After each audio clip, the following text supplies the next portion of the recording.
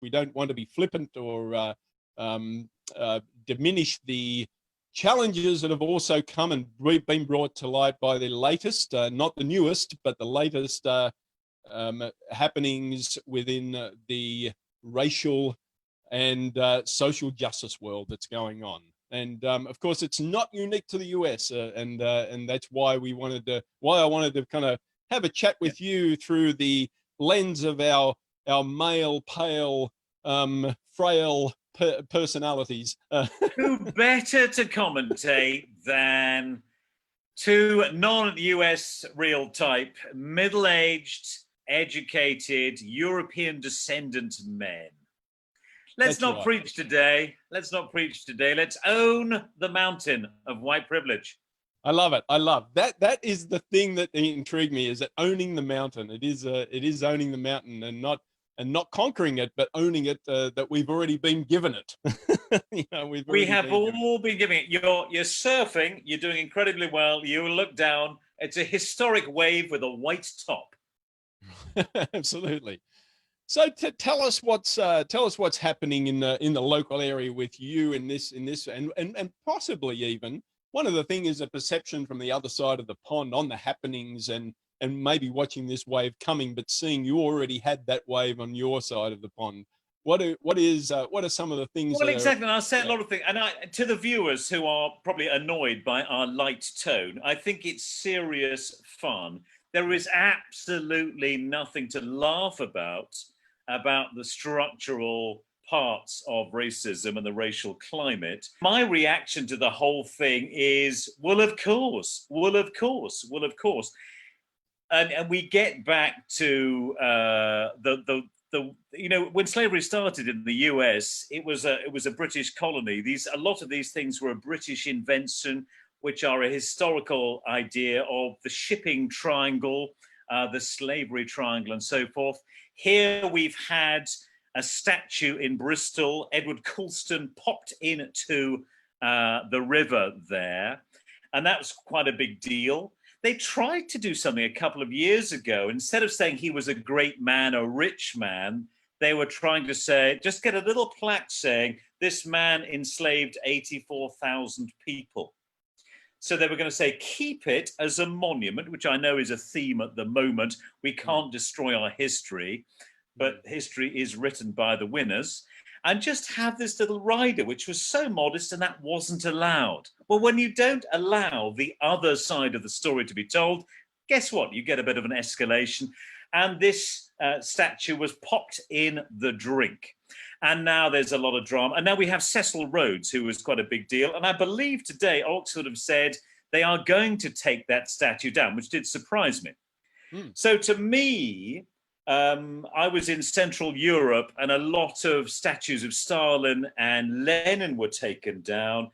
And to me, I have to say, and I'm being straight with you, it was a joyous public symbol of chapter change. Or we look at Saddam Hussein, forget what came later, which was pretty complicated, but it's a symbol of chapter change. And then that relates back to what's happening in the States. So I don't know if you have a reaction to that.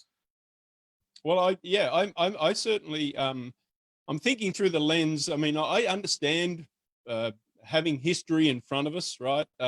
But I think history will find a way to confront us anyway without putting up, without maintaining statues. But I want to be respectful to the people that, try to be cognizant of the opinion anyway, that this is a history that needs to be not celebrated. Celebrated is certainly no. We don't want to celebrate it, but it needs to have some symbols of recognition that this was a past that we had. Unfortunately, I think some of these people have not studied the intention of these monuments as a true monument and a celebration. And that's the challenge, is that when you come from it from a lens of our identity, people that look like us, it's easy for us to say it's just a monument. It's just, it's heritage, not hate. It's an easy tagline.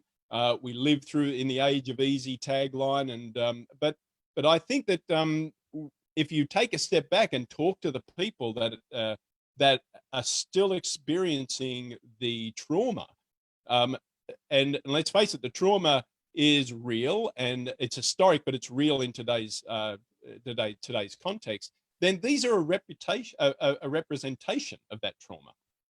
And I can't imagine, I mean, it is a fantasy to imagine that I have any insight into what that feels like. So if somebody says that that is something that brings me trauma, I, as a human, I just would think that, well, isn't it, if it's easy to do to take a trauma away, that's why science exists, right? Medicine is a way to take away pain. Brett, you're being nice. Yeah. Some of those, say, Confederate statues were put up in the 60s. Right. They weren't put up in case we forget our history. They were put up to remind folk of the oppression that is still happening. So if you look at I mean, what's the place outside Atlanta called? The White Mountain or Stone Mountain or something? Stone Mountain, yes, yes. That was finished in 1992. Are we kidding anybody? Yeah. However many, more than 100 and something years after that. This is a symbol of dominant power and a message, behave yourself, to they were meant to be the winners of the Civil War, but were actually losers of the economic post-Civil Cold War. So it's tough. It's tough going. It's tough going. Yeah. To me, in the UK, we have one museum of slavery in Liverpool. It's a pretty amazing place. It's obviously very depressing reading, but it's real and it should be there. I mean, again, Britain, colonialism, what they did in Africa, what they did in India, what they did in the Americas is unforgivable. It's hideous. I mean, what's this lest we forget rubbish? None of the history is taught. I mean, everyone's trying to forget. They're trying to forget everything except a few generals. Totally ridiculous. If you want to remember history, there's plenty of history that can be remembered. Museums are probably the best way. Schools are another way. But let's not be quite as selective, and maybe we can get somewhere.